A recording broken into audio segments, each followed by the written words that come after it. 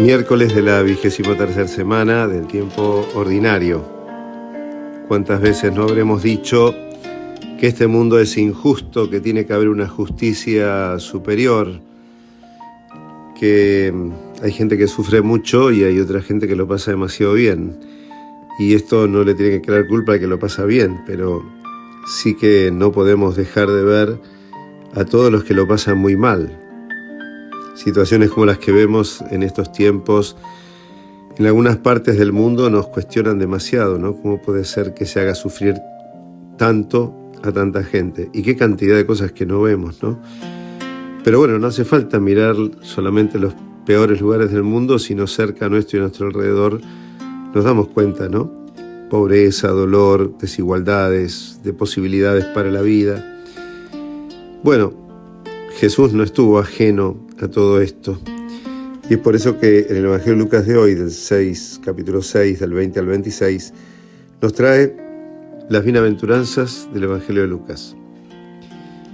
El Evangelio de Mateo ya había hablado también de las bienaventuranzas como un camino, ¿no?, de santidad, pudiéramos decir como una especie de itinerario espiritual. Y Lucas en realidad tiene menos bienaventuranzas, pero tiene otra característica que también habla del dolor, el ay por aquellos que no viven, ¿no?, de acuerdo a esta manera de vivir.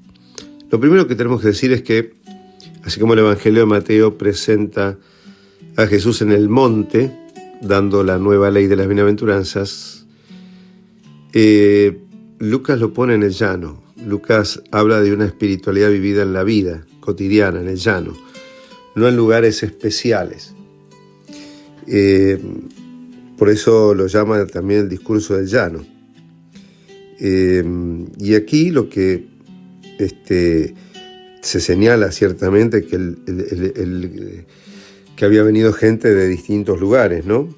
Con lo cual habla también de una mayor universalidad, ¿no?, tanto de Jerusalén como de Tiro, de Sidón. Quiere decir que este discurso es para un público en general, para todos. Y todos los que están bien y también para los que están mal.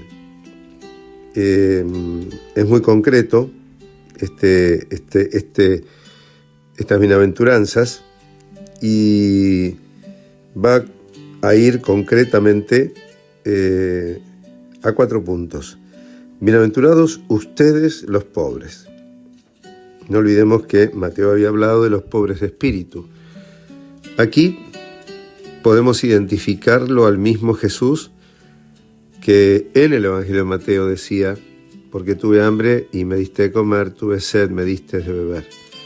Un Jesús que se encarna en el lugar del pobre en este mundo y desde el lugar del pobre habla a la humanidad.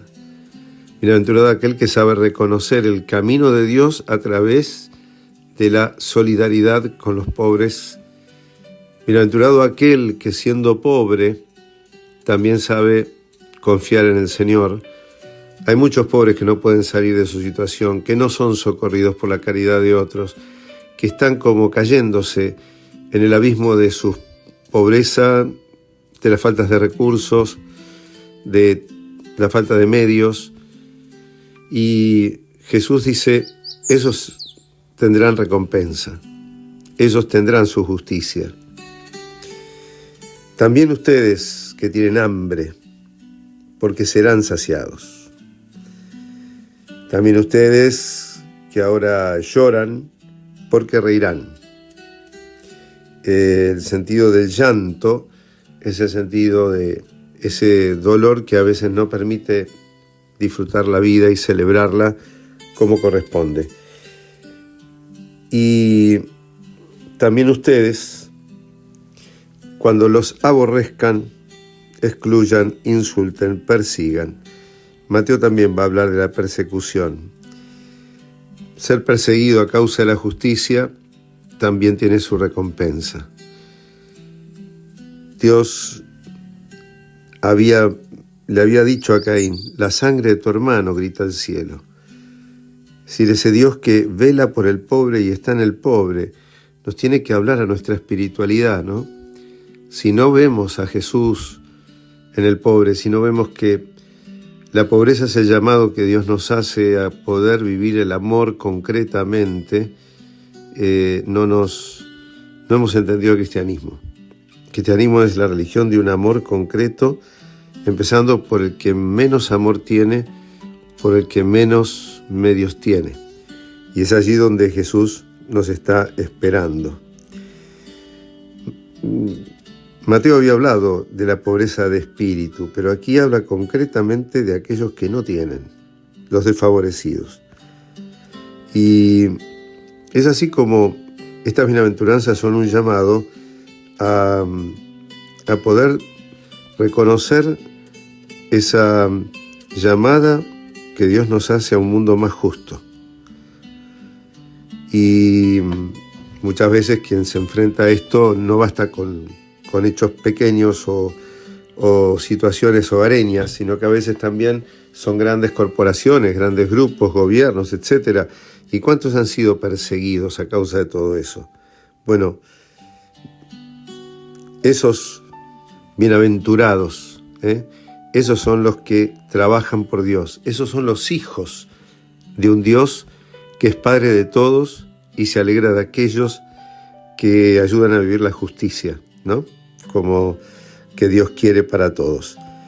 Por eso pidámosle a Dios la gracia de poder vivir este amor, no como una obligación, sino como desde un lugar donde Dios nos está llamando a ser asistido en el más necesitado. Cualquiera diría, si lo viera a Jesús sin dinero, se lo doy. Si lo viera a Jesús enfermo, ¿cómo no ir a visitarlo? Si lo viera a Jesús que está padeciendo una injusticia, ¿cómo no voy a ir a liberarlo? Pues bueno, míralo en todos los que están viviendo de esa manera y anímate a vivirlo en el nombre del Padre, del Hijo y del Espíritu Santo. Amén.